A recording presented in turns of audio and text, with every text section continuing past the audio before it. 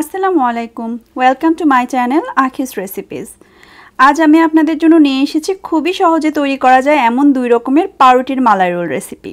এই রেসিপিটা আপনারা তৈরি করতে পারেন অতিথি আপ্যায়নে, বিকালের নাস্তায় অথবা ডেজার্ট হিসেবে। এই ধরনের আরও পাউরুটির নাস্তার রেসিপি সহ মজার আরও অনেক মিষ্টি ও ডেজার্টের রেসিপি রয়েছে আমার চ্যানেলে। নিচে ডেসক্রিপশনে লিঙ্ক দিয়ে দিয়েছি, দেখে নেবেন অবশ্যই। চলুন দেখে আসি কিভাবে তৈরি করলাম পাউরুটির মজাদার এই মালাই রোল রেসিপি। মালাই রোল তৈরির জন্য প্রথমে আমরা পুর তৈরি করব। এই পুরটা আমি দুইভাবে তৈরি করব। মিডিয়াম আঁচে ফ্রাইং প্যানটা গরম হওয়ার পর এখানে আমি দিয়ে দিচ্ছি 1 টেবিল চামচ বাটার। আপনারা এখানে 1 টেবিল চামচ ঘিও ইউজ করতে পারেন, তবে তেল ইউজ না করাই ভালো। বাটারটা গলা পর্যন্ত ওয়েট করছে। বাটার গলে গিয়েছে, এর মধ্যে আমি দিয়ে দিচ্ছি 1 কাপ পাউডার মিল্ক।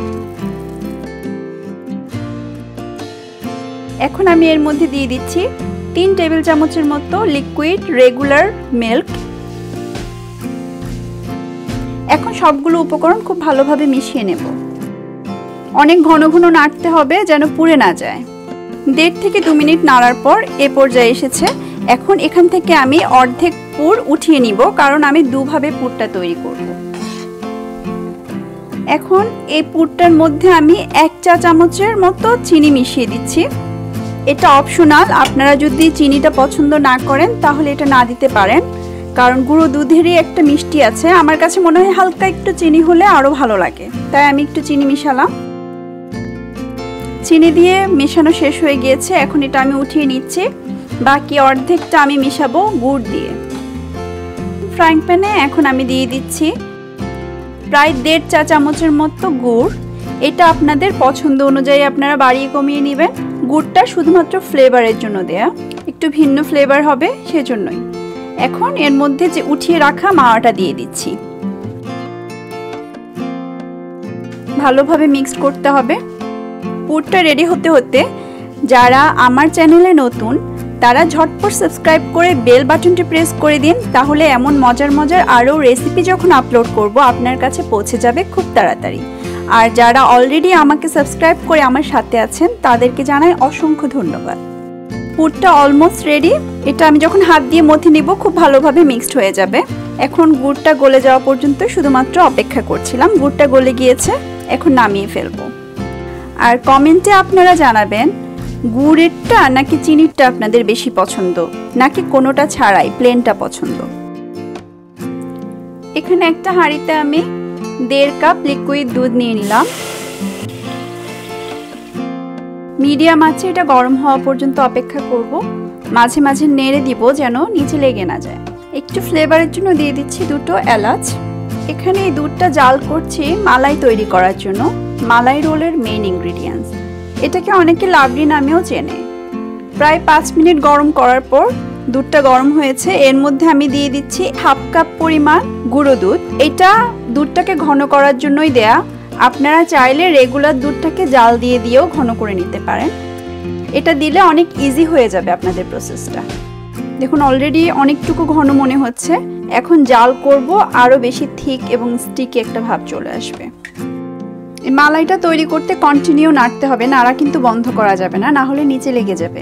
মালাইটা তৈরি করতে করতে আরেকটা মালাইয়ের রেসিপির কথা আপনাদের সাথে শেয়ার করি। আমার চ্যানেলে মালাই সন্দেশের একটা রেসিপি আছে, আর রসমালাইয়ের রেসিপি তো অবশ্যই আছে। আপনারা অবশ্যই চেক করে নেবেন, লিঙ্কটা দিয়ে দিব ডেসক্রিপশনে।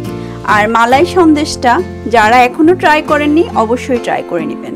মালাই তৈরির পুরো প্রসেসটা দেখাচ্ছি না, তাহলে ভিডিওটা অনেক লেংথি হয়ে যাবে। ফিরে আসছি পুরোপুরি মালাই তৈরি হয়ে যাওয়ার পর। আমার মালাইয়ের পারফেক্ট ঘনত্ব হয়ে গিয়েছে। আপনারা চাইলে আরও ঘন করতে পারেন, আমার কাছে এটাই ভালো লাগে। আমি দিয়ে দিচ্ছি 1 টেবিল চামচ চিনি। আপনারা চাইলে আপনাদের পছন্দ অনুযায়ী চিনিটা আরেকটু বাড়িয়ে দিতে পারেন। আমার কাছে মিষ্টিটা একটু কম হলেই ভালো লাগে।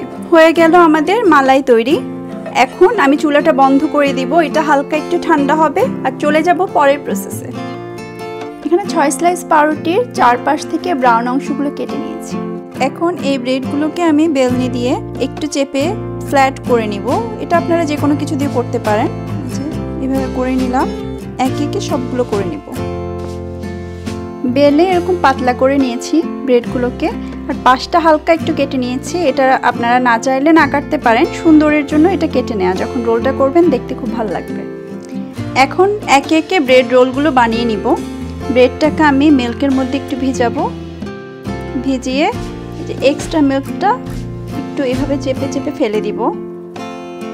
এর মধ্যে যে মাওয়াটা করে রেখেছিলাম সেই মাওয়াটা আমি মধ্যে এরকম একটা রোল বানিয়ে নিয়েছি। রোলটা মাঝখানে দিয়ে আমি এভাবে পেঁচিয়ে মুখটা লাগিয়ে দিব।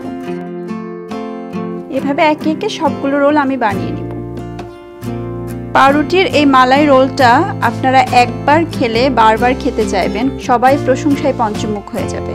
আমি তো দুভাবে করেছি, আমি জানি না আপনাদের কাছে কোনটা ভালো লাগবে। নর্মালি সবাই চিনিরটা করে, গুড়েরটা কিন্তু অসাধারণ লেগেছে। আমি যখন বাসায় একবার ট্রাই করেছিলাম, গুড়ের নাস্তা যারা পছন্দ করে তারা পাউরুটির এই মালাই রোলটা গুড় দিয়ে তৈরি করলে আমার বিশ্বাস খুবই পছন্দ করবে। আবারও আরেকটা পাউরুটি আমি দুধের মধ্যে ভিজিয়ে নিলাম।